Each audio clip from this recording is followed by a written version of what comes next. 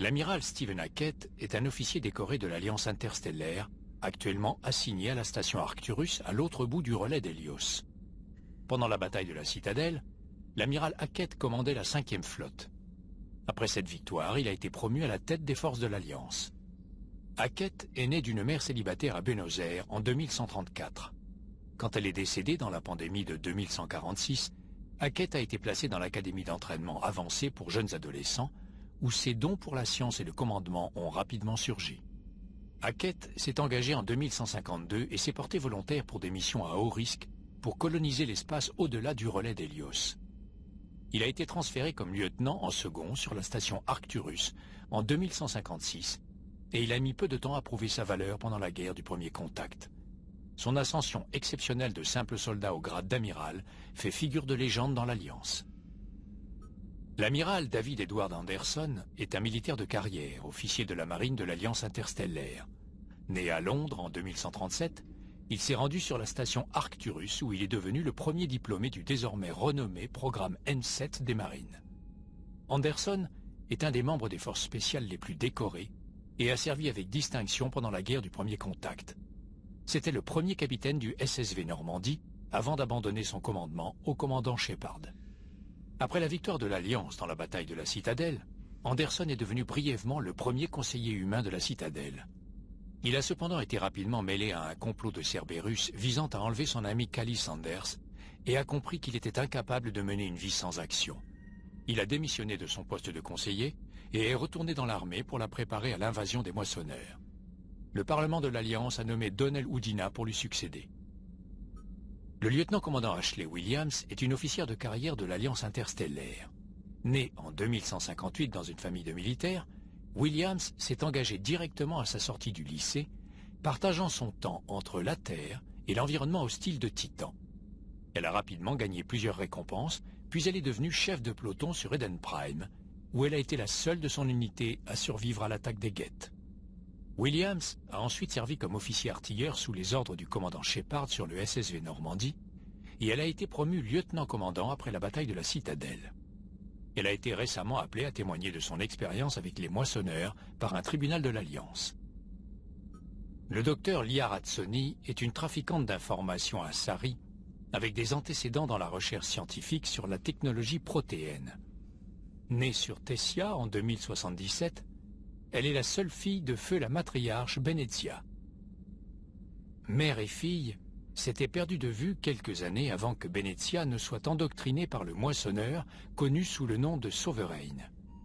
Sonny est aussi une biotique de haut vol qui a servi à bord du SSV Normandie sous les ordres du commandant Shepard avant que ce vaisseau ne soit détruit par les récolteurs.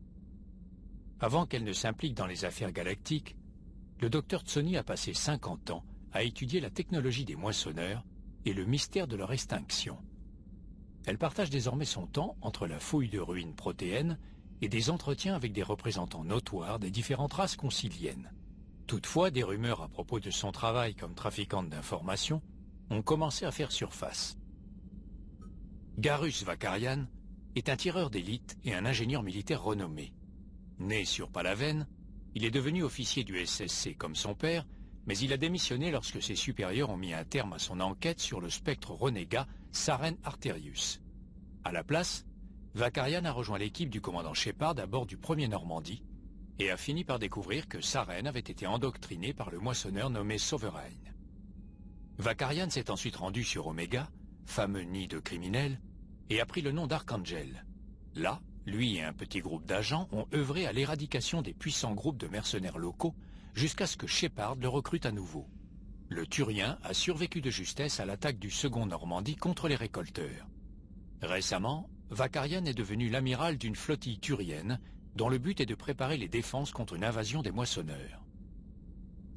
L'intelligence défensive automatisée, ou IDA, sert de source d'information et de système de défense cybernétique sur le Normandie SR2. L'équipage du vaisseau peut accéder à IDA par n'importe quel terminal ou par contact radio. Lorsque le Normandie a été abordé par un vaisseau des récolteurs, le pilote Jeff Joker Morrow a accordé à IDA l'accès illimité au système du Normandie, lui permettant ainsi de sauver le vaisseau.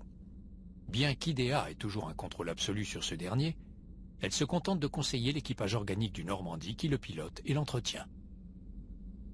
Le lieutenant Jeff Joker Morrow est un pilote respecté de la marine de l'Alliance. Né et élevé sur la station Arcturus, il est considéré par la plupart comme le meilleur timonier de l'Alliance interstellaire.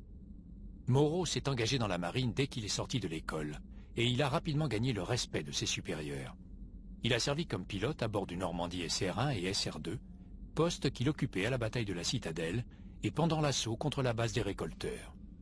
Morrow est atteint d'ostéogenèse imparfaite, une affection dégénérative rare, aussi connue sous le nom de maladie des os de verre. Sa mère et sa sœur cadette habitent actuellement dans la colonie humaine de Tiptree.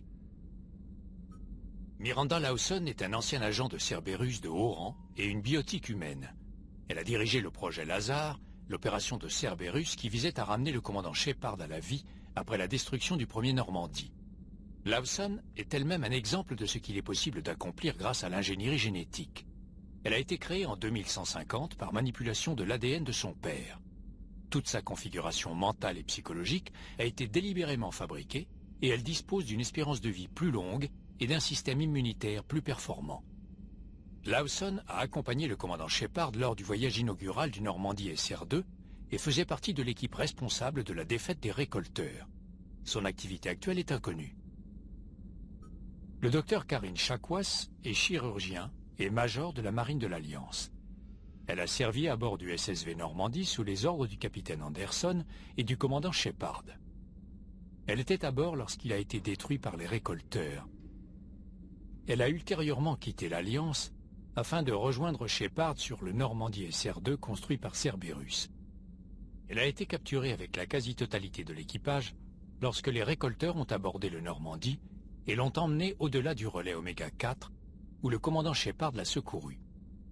Après que l'Alliance a arraisonné le Normandie SR2, une enquête a démontré que le docteur Chakwas n'avait joué aucun rôle notable ni n'avait connaissance des activités criminelles de Cerberus. Elle a depuis été réintégrée dans l'Alliance.